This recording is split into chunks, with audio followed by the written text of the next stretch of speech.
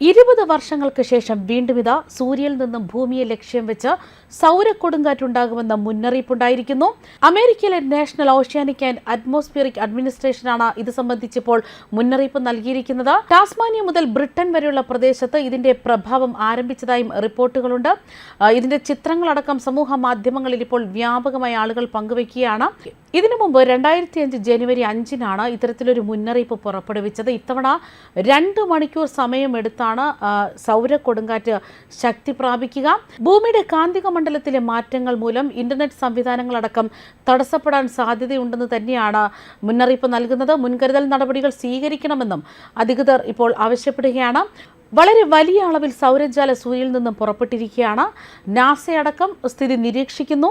2005-ൽ സൗരക്കൊടുങ്കാറ്റിന്റെ മുന്നറിയിപ്പ് നൽകി വെറും 15 മിനിറ്റിനകം അവ ഭൂമിയിൽ എത്തിയിരുന്നു. എന്നാൽ അന്ന് ഇന്റർനെറ്റ് പ്രവർത്തനങ്ങളെയൊന്നും ഇത് ദോഷമായി ബാധിച്ചിരുന്നില്ല.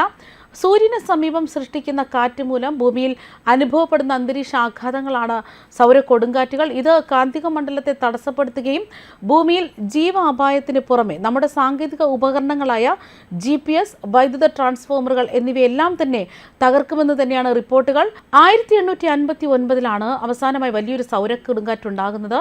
കാരിങ്ടൺ ഇവന്റ് എന്നറിയപ്പെടുന്ന ഇത് ഏകദേശം ഒരാഴ്ചയോളം നീണ്ടുനിന്നു. ഇത് ഹവായിലേക്കും മധ്യ അമേരിക്കയിലും വ്യാപിക്കുകയും ലക്ഷക്കണക്കിന് മൈൽ ടെലിഗ്രാഫ് ലൈനുകളെ ബാധിക്കുകയും ചെയ്തിരുന്നു. സൗരക്കൊടുങ്കാറ്റ് ഭൂമിയിലേക്ക് വരുന്നുവെന്ന മുന്നറിയിപ്പ് ഇതിനു മുൻപും അമേരിക്കൻ ബഹിരാകാശ ഏജൻസിയായ നാസ റിപ്പോർട്ട് ചെയ്തിരുന്നു. അതായത് മണിക്കൂറിൽ 16 ലക്ഷം കിലോമീറ്റർ വേഗത്തിൽ വീശിയടിക്കുന്ന ഈ സൗരക്കാറ്റ് ഭൂമിയിൽ എത്തുമെന്നാണ് വിവരങ്ങൾ. കാറ്റിന്റെ വേഗതയിൽ ഉപഗ്രഹ സിഗ്നലുകളും മൊബൈൽ സിഗ്നലുകളും തടസ്സപ്പെട്ടേക്കുമെന്ന് മുന്നറിയിപ്പ് പറയുകയാണ്. സൗരക്കൊടുങ്കാറ്റ് ദക്ഷിണ ഉത്തര ധ്രുവങ്ങളിൽ മിന്നൽ പിണരുകൾ ഉണ്ടാക്കുമെന്നും ഈ മേഖലയ്ക്കടുത്ത് കഴിയുന്നവർക്ക് രാത്രിയിൽ നോർത്തേൺ ലൈറ്റ് അഥവാ അറോറ എന്ന പ്രതിഭാസം കാണാൻ സാധിക്കുമെന്നുമാണ് പറയുന്നത്. കൂടാതെ റേഡിയോ സിഗ്നലുകൾ, ആശയവിനിമയം, കാലാവസ്ഥ എന്നിവയിലും സൗരക്കാറ്റ് നേരിട്ട് സ്വാധീനം ചെലുത്തുമെന്നാണ് ശാസ്ത്രജ്ഞർ പറയുന്നത്. അത് മാത്രമല്ല, ഭൂമിയുടെ കാന്തിക ക്ഷേത്രത്തിന്റെ ആധിപത്യമുള്ള ബഹിരാകാശ പ്രദേശത്തിന് ഈ കൊടുങ്കാറ്റിന്റെ വലിയ സ്വാധീനം കാണാൻ കഴിയും.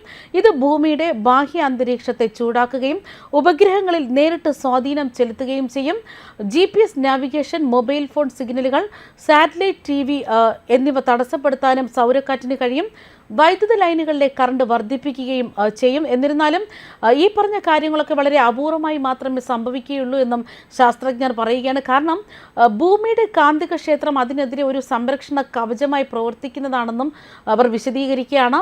സ്പേസ് വെതറിൻ്റെ റിപ്പോർട്ട് അനുസരിച്ച് 1582-ൽ വന്ന വലിയൊരു സൗരക്കൊടുങ്കാറ്റ് ലോകത്ത് സംഭവിച്ചിരുന്നു. ഭൂമി അവസാനിക്കാൻ പോവുകയാണെന്ന് തന്നെ അക്കാലത്ത് ആളുകൾക്ക് തോന്നിയിരുന്നു. അക്കാലത്തെ പോർച്ചുഗീസ് എഴുത്തുകാരനായ സോറസ് അതിനെക്കുറിച്ച് എഴുതിയത് ഇങ്ങനെയാണ്: വടക്കൻ ആകാശത്ത് എല്ലായിടത്തും 3 രാത്രികളിൽ തീ മാത്രമേ കാണാനായുള്ളൂ. ആകാശത്തിന്റെ ഓരോ ഭാഗവും തീ ജ്വാലകളായി തന്നെ മാറിയതായി തോന്നുന്നു. അർദ്ധരാത്രിയിൽ ഭയാനകമായി തീയുടെ കിരണങ്ങൾ ഉയർന്നു. ബഹിരാകാശ കൊടുങ്കാറ്റിന്റെ വടക്കൻ അല്ലെങ്കിൽ തെക്കൻ അക്ഷാംശങ്ങളിൽ താമസിക്കുന്ന ആളുകൾക്ക് രാത്രിയിൽ മനോഹരമായ അറോറ എന്ന പ്രതിഭാസം കാണാൻ കഴിയും. ധ്രുവത്തിനടുത്തുള്ള പ്രദേശങ്ങളിൽ രാത്രി ആകാശത്ത് സംഭവിക്കുന്ന പ്രകാശ പ്രതിഭാസമാണ് അറോറ. ഒരു സൗരക്കൊടുങ്കാറ്റ് ഭൂമിയിലേക്ക് അടുക്കുമ്പോൾ ഭൂമിയുടെ ബാഹ്യ അന്തരീക്ഷം ചൂടാകും. ഇത് സംഭവിക്കുകയാണെങ്കിൽ ഭൂമിയുടെ ഭ്രമണപഥത്തിൽ സഞ്ചരിക്കുന്ന ഉപഗ്രഹങ്ങളെ ഇത് ബാധിക്കും. ഇത് GPS navigation, mobile phone signal, satellite TV എന്നിവയിൽ പ്രശ്നങ്ങൾ സൃഷ്ടിക്കും. മിന്നലാക്രമണത്തിലെന്ന പോലെ വൈദ്യുത വയറുകളിലെ വൈദ്യുതധാര ശക്തമായിരിക്കും. അത്തരത്തിലൊരു സാഹചര്യത്തിൽ ട്രാൻസ്ഫോമറുകൾ പോലും പൊട്ടിത്തെറിക്കാൻ സാധ്യതയുണ്ട്.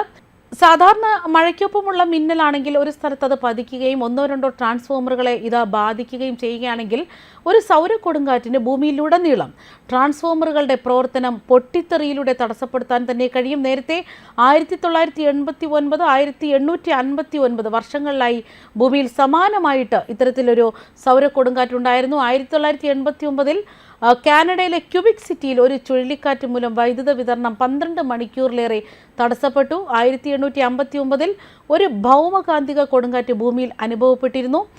ഇത് കാരണം യൂറോപ്പിലെയും അമേരിക്കയിലെയും ടെലിഗ്രാഫ് ശൃംഖല തന്നെ വ്യാപകമായി നശിക്കപ്പെട്ടു എന്നുള്ള വിവരങ്ങളാണ് ഇപ്പോൾ പുറത്തുവരുന്നത്. ന്യൂസ് ഡെസ്ക്, കർമ്മ ന്യൂസ്.